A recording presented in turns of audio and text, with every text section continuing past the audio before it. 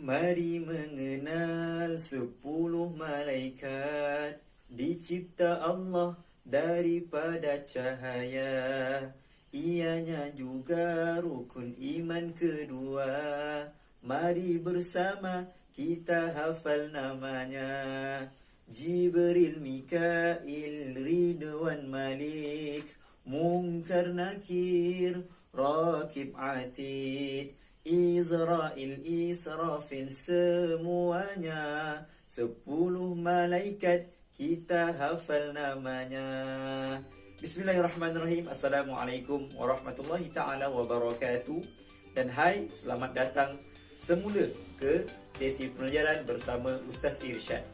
Jika sebelum ini kita dah belajar berkenaan dengan nama-nama malaikat, ada berapa? Ada 10 nama malaikat. Dan kita sudah nyanyi nama malaikat, kita sudah ingat nama malaikat. Jadi pada hari ini kita akan berfokus kepada tugas-tugas bagi setiap para malaikat tersebut. Kerana apa? Setiap malaikat tersebut mempunyai tugas-tugas yang berbeza. Dan perlu diingat bahawa tugas-tugas tersebut bukan kerana Allah tidak mampu, bukan kerana Allah meminta bantuan malaikat, tetapi ia sebagai tanda kebesaran Allah Subhanahu Wa Taala. Malaikat pun tugas-tugasnya yang sangat hebat kita tengok. Bahkan apatah lagi penciptanya, lagilah sebuah zat yang maha hebat berbanding dengan malaikat tersebut. Jadi tugas-tugas malaikat ini bukan kerana Allah minta tolong, bukan kerana Allah lemah, tapi sebagai tanda kebesaran Allah Subhanahu Wa Taala. Jadi mari kita mulakan. Sebelum itu, seperti biasa, tengok kelas dojo yang Ustaz tunjukkan ni. Seperti biasa, siapa yang banyak respon Ustaz punya persoalan, Ustaz punya pertanyaan, maka Ustaz akan bagi markah bonus kepada anda semua. Jadi, jom kita start. Untuk malaikat yang pertama, iaitu Malaikat Jibril, merupakan ketua malaikat, ketua bagi semua malaikat. Dan tugasnya adalah tugas yang dikira sangat-sangat agung. Kerana apa? Kerana melibatkan Al-Quran dan melibatkan perantara kepada Nabi Muhammad SAW. Tugasnya adalah menyampaikan wahyu. Siapa tahu contoh wahyu tersebut apa? Okey, Adam Haris? Okey, wahyu membelah bulan. Okey, yang lain ada jawapan? Okey, tepat. Antara wahyu yang utama adalah dengan menurunkan Al-Quran. Menurunkan Al-Quran daripada Allah Subhanahu Wa Taala. Maka malaikat Jibril menyampaikan wahyu kepada Muhammad sallallahu alaihi wasallam. Jadi itu tugas yang sangat-sangat mulia yang ditugaskan kepada malaikat Jibril. Jadi malaikat yang kedua adalah malaikat Israel. Jadi bila sebut malaikat Israel ni, Ustaz teringat satu lagu. Bila Israel datang memanggil, jasad terbujur di pembaringan, seluruh tubuh akan menggigil, sekujur badan di pembaringan. Jadi malaikat Jibril, malaikat Israel ni, tugas dia adalah mencabut nyawa setiap makhluk. Tak kisahlah manusia ke, haiwan ke, burung ke, ikan ke, semua makhluk ditugaskan untuk dicabut nyawanya oleh malaikat Israel. Jadi malaikat Israel ini akan datang kepada setiap makhluk untuk apabila sampai kepada akhir hayat mereka. Jadi kita semua ni akan mati. Tak ada guna kita ni berfoya-foya tanpa ingat dunia. Kerana apa? Kerana satu hari nanti malaikat Israel pasti akan datang kepada kita untuk mencabut nyawa kita. Dan saat itu adalah saat yang sangat sakit. Saat itu barulah kita tersedar daripada mimpi kita, mimpi dunia kita. Barulah kita nak bertaubat dan sebagainya. Jadi sebelum terlambat, sebelum malaikat Israel datang mencabut nyawa kita sehingga ke kerongkong, sebelum tak sempat bertaubat, maka perbanyakkanlah amalan soleh dan banyakkan bertaubat pada waktu sekarang. Jadi kita pergi kepada malaikat yang ketiga. Malaikat yang ketiga adalah malaikat Israfil. dan tugasnya adalah fokus apabila sudah sampai hari kiamat, iaitu adalah meniup sangkakala. Okey, cuba murid-murid teka ataupun pernah dengar ke berapa tiupan sangkakala yang akan ditiup oleh malaikat Israfil? Okey, ada jawapan? Okey, kamu? 3. Okey, sikit lagi. Dah nak betul dah.